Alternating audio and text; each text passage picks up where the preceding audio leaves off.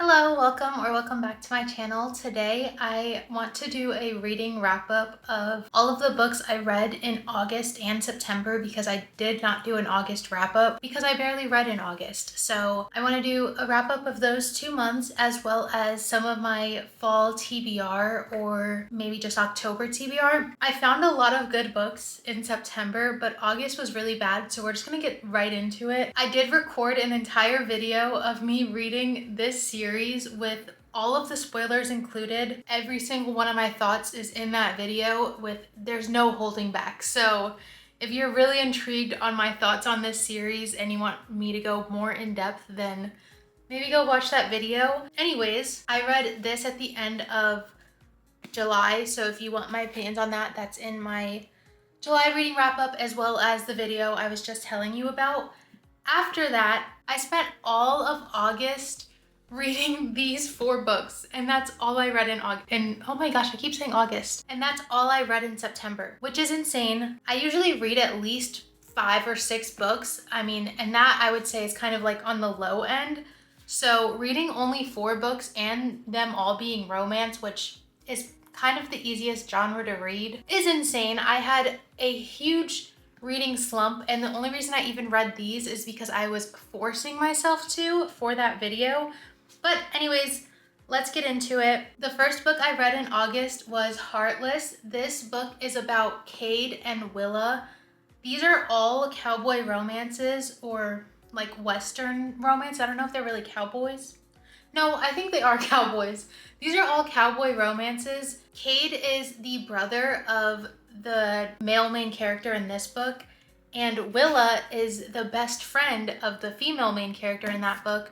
And I loved this book. I actually gave it 4 stars. I remember just being obsessed with Willa and the way Cade felt about her.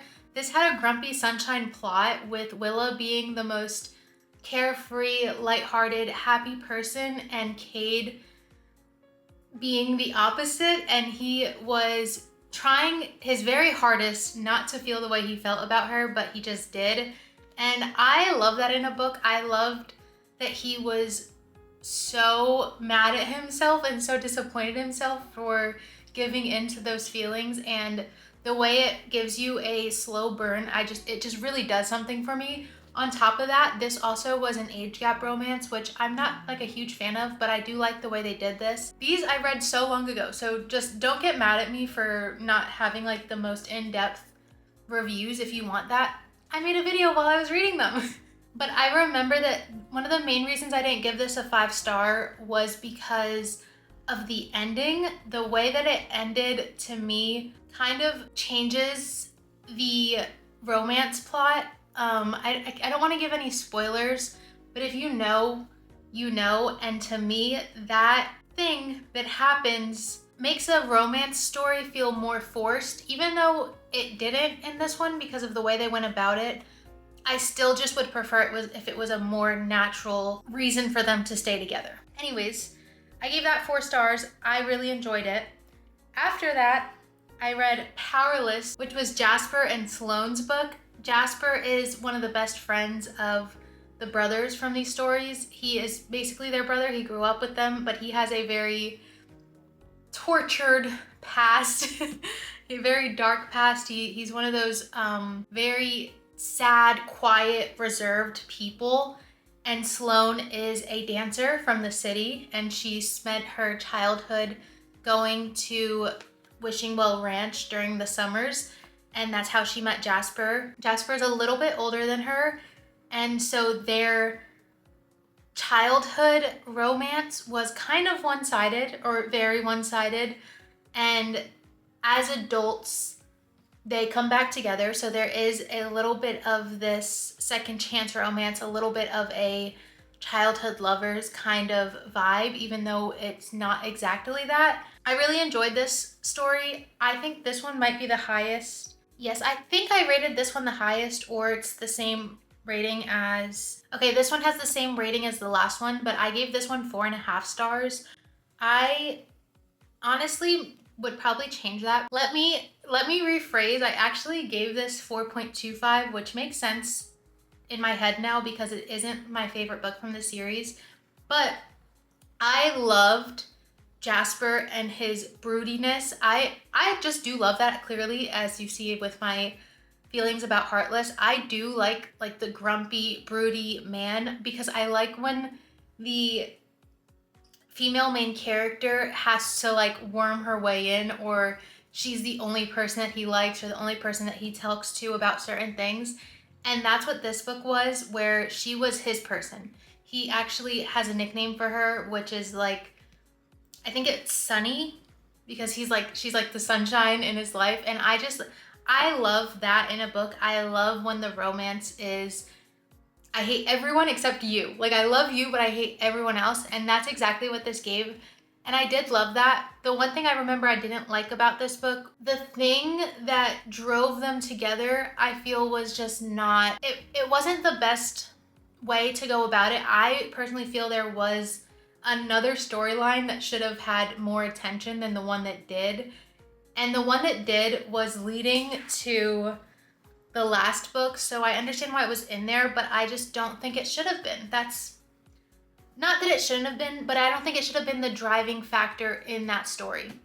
Anyways, moving on to Reckless. By the way, I gave Flawless, the first book in this series, 3 stars. I really didn't love that book, but out of these 4 that I read in August, I gave Reckless the lowest rating. I gave it 3.5 stars. This book was about Theo and Winter. Theo is just one of the friends of one of the brothers, and Winter is our main character from Flawless, her stepsister.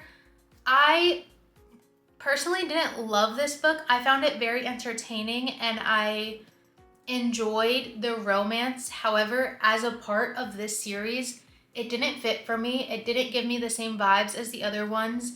They as a couple were kind of far removed from Wishing Well Ranch, and Elsie Silver definitely found a way to like intertwine it, but it just didn't work for me. It didn't really go into as much of that family dynamic as I like in these other books.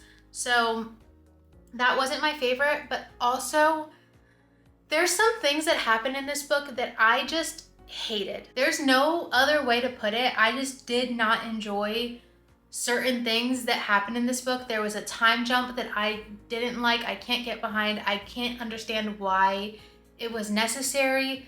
There was parts of this book that weren't included when they happened. They were just skipped over and then they were brought back up later. And I just hated that. I hate the way this story was told, and I also don't feel like it had the same character as the rest of these books. Like I said though, I really enjoyed Winter, Theo, and there is also okay, I can't tell you, that's a spoiler, but there's also another person in this book that added a lot to the story that I really enjoyed. I really enjoyed that dynamic. I enjoyed the dynamic of this relationship. I just didn't like how this story was told, and I wish it had more of the Wishing Well Ranch vibes. And last but definitely not least was Hopeless. This book had the highest rating out of this series for me. It was so good. This was about Bo Eaton and Bailey Jansen. Bo is the brother of all of the brothers in the rest of the series, and Bailey is their next door neighbor, but she's a part of a family that their family does not get along with. They're pretty much rivals in every way possible. Bo is going through a really rough time. He was kind of known as this like charming, sweet man, and then something happens to him, something dramatic and extreme that changes him. He's working through those emotions and those feelings in this story, and Bailey is trying to kind of escape her family reputation and get out of this town. And they, in a weird way, end up really helping each other just by being there for each other. And I just really enjoyed this story. I loved seeing how they gelled together and how they worked together despite how different they were.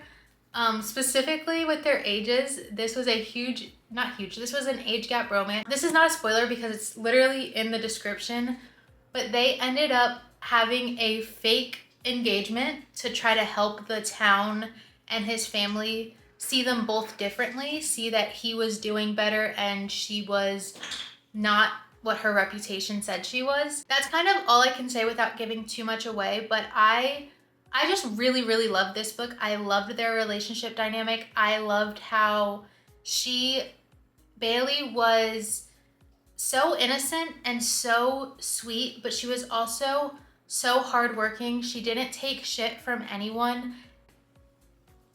Yes, she did. I liked how Bailey was so hardworking and she was just so innocent, but she wasn't scared to say what she wanted to say. And I think you'd understand if you read this book that there's like an element in this book that someone as innocent as her shouldn't be able to, I guess, articulate in the ways that she did.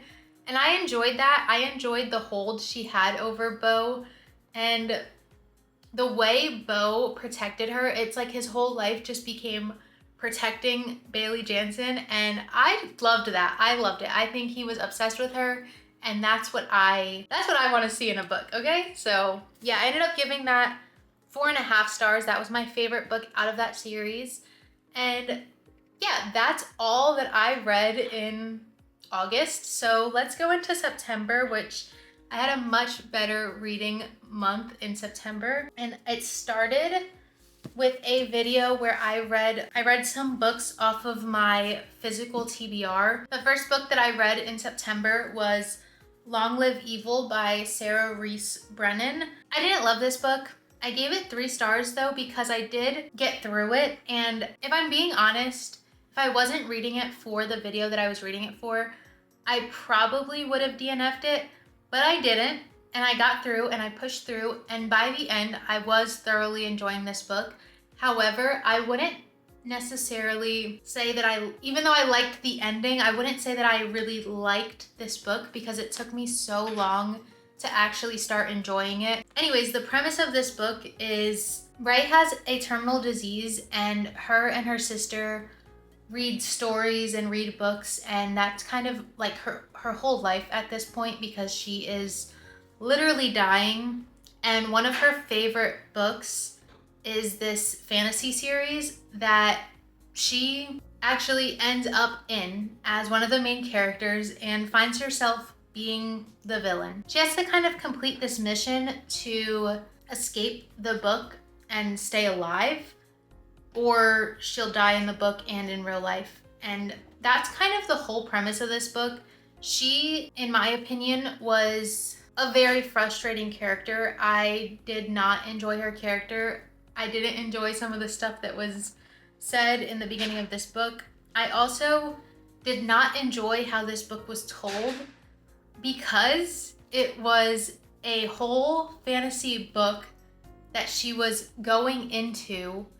There was double the amount of world building because we're learning about this character, this world, her family, her life, her backstory, at the same time that we're being info dumped on the entire world of this book series that she is obsessed with. On top of that, we're getting names for every single character in the book, and every character in the book has 2 separate names that they go by.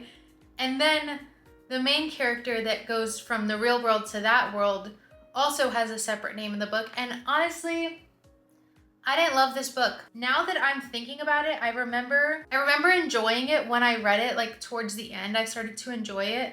But now I honestly have no idea how it even ended. Like this book has just completely removed itself from my memory. I believe there is a second book. I won't be reading it. I don't care, truthfully. But if you're interested in that plot, I wouldn't say don't read it because, like I said, I did give it 3 stars. By the end, I didn't hate it. So maybe give it a try. It's not the worst book ever. I just didn't love how the story was told. This book was also part of my TBR jar of Picks My Reads, and I loved this book. The Dagger in the Flame by Catherine Doyle. I gave this book 4 stars, And honestly, I could probably give it more because I can't even stop thinking about this, and I read it over like a month ago, maybe over a month. I will definitely be continuing this series. This book is a fantasy book about Seraphine and Ransom. Seraphine is the daughter of a smuggler, and Ransom is a dagger. And in this world, there's cloaks and daggers. These are two parts of the underworld of this city, and the underworld is the only magic left in the world, which is shade. The daggers use shade, they consume shade to become basically shadows, I believe.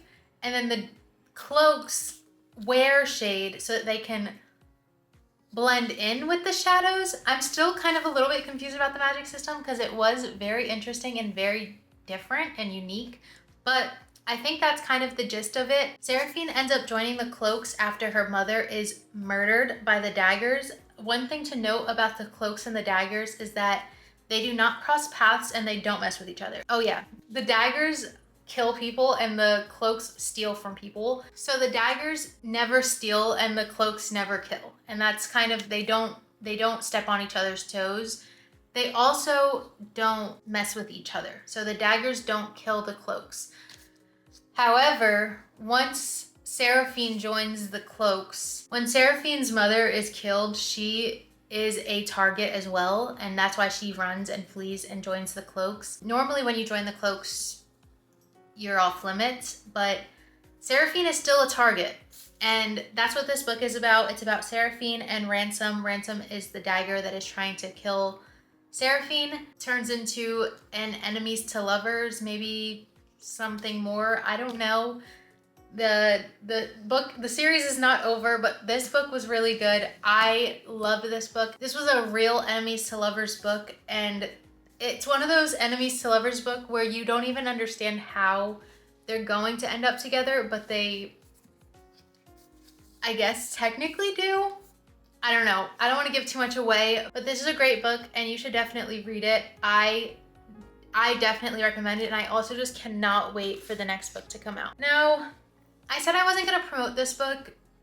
However, this really isn't a promotion, so I am gonna talk about it. I love Jessa Hastings. I love her writing. I love her books. I love Daisy Hates and Magnolia Parks, especially Daisy Hates. But I don't necessarily like Jessa Hastings as a person, and some of her comments I definitely don't agree with. So I didn't intend on supporting her. However, I got this book as a gift and I did read it because I was gonna read it anyways, but I wasn't gonna talk about it, except now I'm gonna talk about it because I hated it. This book, honestly, it was just so bad. I gave it 2.5 stars because I did finish it, but I wish I didn't. I wish I didn't read it. I wish I didn't finish it. It was just not good. And honestly, out of all her covers, this is the worst one. I didn't like this book. This was about Joa and Isolde. Isolde is a supermodel and Joa is a rock star, something like that. And they fall in love, but they're like inseparable. Kind of the same theme as Magnolia Parks if you've read it, except they don't have the history to back up their connection that they supposedly have. And then they cheat on each other. Well, he cheats on her, whatever. They hurt each other in multitude of ways and then act like they're obsessed with each other, and it just doesn't make sense, and I didn't enjoy it, and I wouldn't even recommend it because it wasn't good. That's really all I have to say about that. Moving on, I started reading fall books to get myself in the fall mood. I did make a video on this if you're interested. It is up on my channel, and it's honestly probably one of my favorite videos I've ever made. I really love how it came out. And I started with The Storied Life of A.J. Fickery. To me, books about books are the epitome of fall reading. They're just so comfy, so cozy. They just make you feel so warm, and I love them. And that's exactly how this book made me feel. The Storied Life of A.J. Fickery, just such a good book. It made me feel so many feelings, and it was also lighthearted at the same time. and it was about books and family, and it was set in a bookstore. It was just a book about books and words and writing and stories, and I loved it, and I gave it 5 stars. And it's a short little read, but I highly recommend it. It is, maybe I should tell you what it's about. It's about AJ Fickery's life. AJ Fickery is a bookstore owner. He lives alone and he lives above his bookstore. His wife recently passed away. I think that might be a little bit of a spoiler. I think that's a little bit of a spoiler, but it's also told very beginning of the story, so I think it's okay. His wife passed away and he's very depressed. Just very depressed. He has like no will to live. He's just going through the motions, you know? And one day he loses, or his most prized possession gets stolen. And this is not a spoiler. His most prized possession, a rare collection of Edgar Allan Poe poems, got stolen from his bookstore, from his house actually. Then his life changes and a lot of new things come into his life. And you know, that's really all. This really isn't a book that I guess you could put into words. At least I can't. You would just have to read it to understand. But it's just a very warm, it's serious, but also lighthearted. It's emotional. It's a great book. And I gave it 5 stars and I loved it. Moving on. Now, this book, I think my opinions on are a little bit controversial because I read this book and I loved it and I gave it 5 stars, and that is People Watching by Hannah Bonham Young. But since I've reviewed this book and read this book, I've seen so many people hating on this book. Now, I've never read any other Hannah Bonham Young books. I read this book because look at the cover. I mean, that's literally the reason I read this book. I love the cover. And then I loved the book.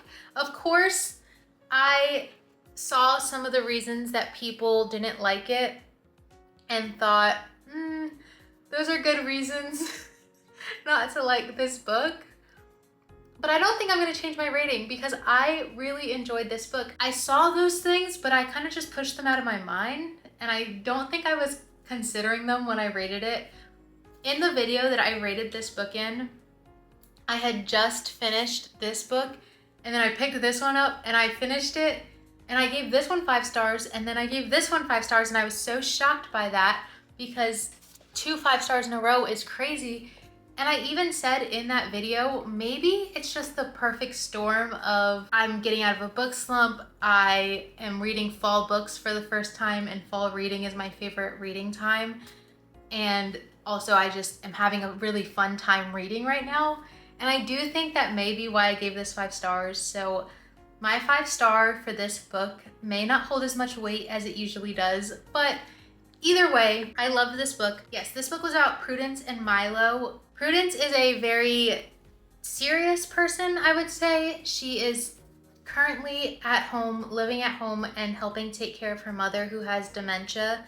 And Milo is a very carefree, does what he wants, goes with the flow kind of person. He comes to this town to help his brother out with the opening of his brewery, and it's kind of the first time in a while that he has stayed still. He's always on the move. He's always looking for a new adventure. He just doesn't stop. He runs from all of his problems. That's kind of the point of his restlessness, is that he is running from his problems. Whereas Prue is doing the opposite and won't do anything for herself because she's just taking care of other people's problems. And her dad recognizes that and wants her to look out for herself for once. So he kind of makes a deal with her that she has to show some initiative, that she is thinking about her own future, that she's doing something for her own future, and that she's having some fun as a young adult. And that's where Milo comes in, because they meet and they start enjoying each other's company. And he starts adding some of the carefreeness of his life into hers. And she starts adding some more grounding into his life. And I really enjoyed this dynamic, and I gave it 5 stars. And I don't think I gave it 5 stars just because of them as a couple. I also just loved the family dynamic in this book. I loved the way they all took care of each other and looked out for each other. And honestly, I'm just gonna defend myself here. I think this was a great book, and I can see the issues that some people had with this book. However, they made a lot of sense for the characters if you really think about what their purpose as characters were. If you think about what their purpose was in this book, those flaws made sense for them. Okay, anyways, I gave it 5 stars and I would recommend it. Also, a part of that video, I wanted to read a vampire werewolfy book, and I chose Bride by Ali Hazelwood because I love Ali Hazelwood books and I had never dove into this one. And this one was a pleasant surprise. I definitely expected to like it. However, I wasn't expecting certain elements of this book, and those elements, if you know what I am referring to, I've never read in a book before. I've never seen anything like that before. But I have to say I enjoyed it, and I enjoyed the relationship dynamic in this book as well, which I knew I would because I do love the possessiveness of werewolves and, alphas and mates and stuff like that. Like, I do enjoy that even though I don't read it often. But I do think that this was a little bit more intense than I was prepared for. Now, I don't have anything against that at all. I just think I expected this to be more on the softer scale of this genre, if that makes sense. But this book was about Misery and Lo. Misery is a vampire and Lo is a werewolf. He is the alpha werewolf of his pack, and they end up in an arranged marriage as a treaty between their two species. It's not a real marriage. They're not really together, but for the sake of the peace between their two species, they do have to live together and stay together. And then that turns into a real romance, and I definitely enjoyed it. There's not much that I can really say about this book without giving anything away, but I like the dynamic, I like the possessiveness, and I would recommend this book because I gave it 4 stars. And I'm also really excited for the next book that I think is coming out this month. So that'll be a great October read, and that kind of leads into my fall TBR, my October TBR. Because that is definitely one of the books on my October TBR, which is, I think it's called Mate. Yeah, I think the name is Mate by Ali Hazelwood. Actually, sorry, I did read one more book. I don't have the physical book, so I'll just put a picture of it here. This was one of those books that I just read for entertainment between videos I was filming because I didn't want to have nothing to read. And honestly, it was entertaining, but it wasn't a good book. It was just entertaining. I gave it, it's Untamed Vixen by Tessa James. I gave it like 2.75 stars. I don't think it was good enough for 3 stars, but I did enjoy it and I did finish it. So maybe it should be 3 stars, but the writing was so bad. The plot was so bad. It was just entertaining. Like, I wrote on Fable that it just felt like I was watching a trashy mafia show on like an unknown television network. Like it was just so bad, but I enjoyed it. So that's what I have to say about it. And that's really it. I won't be continuing that series, but I do definitely want some good mafia romance recommendations if you have any, because I do like those. I just never can find good ones. But yes, anyways, moving on. October TBR or just fall TBR. I want to read a lot of fantasy because that is like my favorite thing to read during the fall. People Watching by Hannah Bonham Young. This book was the first time I've ever read like a fall romance book, and I did enjoy it. So I will be looking for more of these. However, that's not really on my list today because I don't know any of them. I would just probably look at the covers, and if I liked one, I would buy it. But anyways, the first book that I want to read this month is Catabasis by R.F. Kuang because it's literally about college students going to hell. That screams fall to me. I specifically want to read this during October. I actually have started it. I'm about 15 pages in and I'm already enjoying it. And then another book that I'm currently reading and I am hoping to finish this month is Alchemized by Sen Lin Yu. I am pretty far in actually. It's a huge book, but I've already read almost 200 pages and I am loving this book. It's very dark. I'm not recommending this as like a light fantasy fall read or anything like that. It's a very dark fantasy book. But honestly, I've been reading it while it's been raining and cloudy and just, it's been very gloomy. This honestly fits the vibe very well. And I personally love books that make me emotional or that make me cry. And I know that this one's gonna do that to me. So I'm enjoying it. Even though it's a dark thing to enjoy, I am enjoying it. There's a few other books on my fall TBR. One of them is Alchemy of Secrets by Stephanie Garber. Another book I am interested in is the Ellen Hildebrandt book. I have never read an Ellen Hildebrandt book, but I know all of her books are like summary, and she just recently released one with her daughter that is set on a college campus, and it's like a fall vibe. So that's one that I am actually very interested in reading, and I don't necessarily know why, but I want to read that. Oh yes, I'm currently in the middle of Princess of Blood, which is the second book in the Servant of Earth series. That one is definitely on my fall TBR. I want to finish that before the end of fall. Okay, and then the last book that is on my priority TBR. There's a lot of books I want to read, but there's the few that I've listed are some of the main ones that are on my radar, and the last one that is this high on my radar is Vengeful by V.E. Schwab. I read Vicious last year, and I think if I read Vengeful this month, that would be like the perfect fall read. So yeah, that's what's on my radar. Those are the books I'm interested in this month. But yeah, that's what's on my radar for fall. And then of course, all of the books that I read in August and September. Let me know if you've read any of these, if you've enjoyed them, and also let me know any books that are on your October TBR, because I'm always looking for more books to add to my TBR, even though I don't need to. Yeah, thanks so much for watching. I had a great time talking about these books with you, and I hope you had a good time watching. Thanks for watching. Bye.